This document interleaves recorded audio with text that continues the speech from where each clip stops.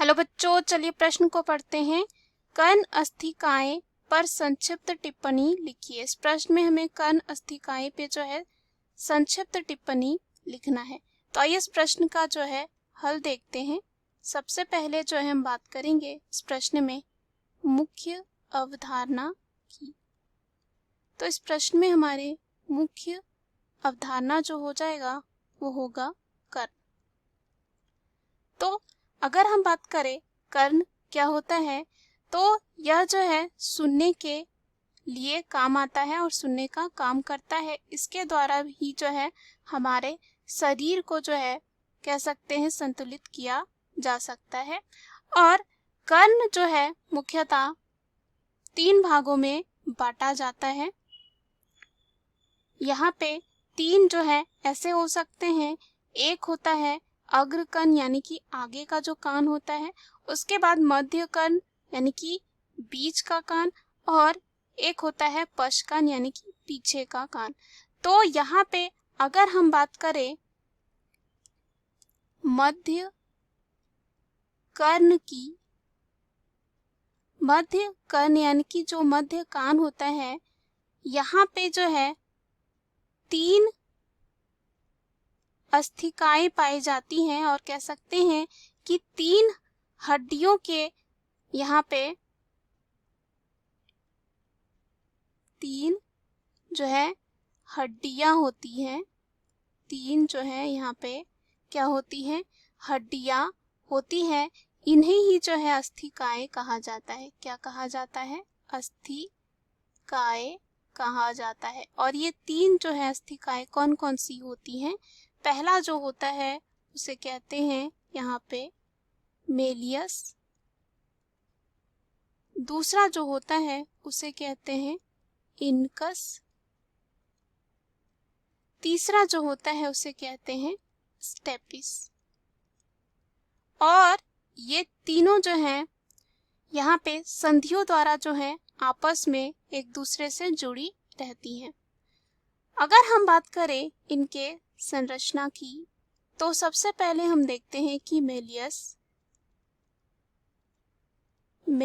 जो है किस तरह होता है।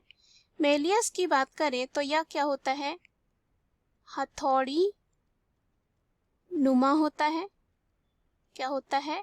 हथौड़ी नुमा होता है। साथ ही साथ इसका जो बाहर होता है वो कह सकते हैं बाह्य संकरा भाग जो होता है वो कर्ण पटा से जो है, तथा जो अंदर होता है वो चौड़ा सिरा इनकस से जुड़ा हुआ होता है। किससे जुड़ा हुआ होता है? इनकस से जुड़ा हुआ होता है। यह क्या होता है? हथौड़ी नुमा। साथ ही साथ इसका जो बाहर का संकरा भाग होता है वो कर्णपटा से, और भीतरी जो होता है चौड़ा सिरा वो इनकस से जो है जुड़ा हुआ होता है। उसके बाद यहाँ पे अगर हम बात करें इनकस जो है किस तरह होता है। इनकस जो है एक निहाई आकार का होता है। क्या किसकी तरह होता है? निहाई के आकार का होता है। और इसका बाहरी चौड़ा सिरा, इसका जो बाहरी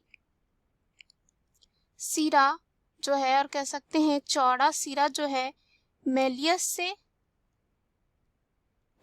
से, तथा जो अंदर का संकरा भाग होता है वो जुड़ा हुआ होता है स्टेपिस से। किससे जुड़ा हुआ होता है? स्टेपिस से जुड़ा हुआ होता है। उसके बाद अगर हम यहाँ पे बात करें स्टेपिस की, तो स्टेपिस की संरचना कुछ इस प्रकार है। स्टेपिस यह जो है रकाब आकार के होता है। किसका आकार होता है? रकाब आकार की होती है। और इसका जो है संकरा सिरा इनकस से, यहाँ पे इनकस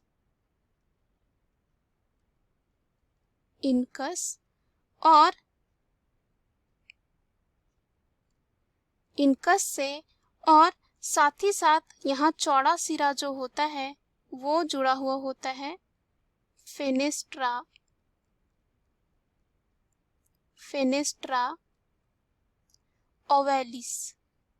फेनेस्ट्रा जो है ओवैलिस से जो है जुड़ा हुआ होता है और लगा होता है, ऐसा कह सकते हैं।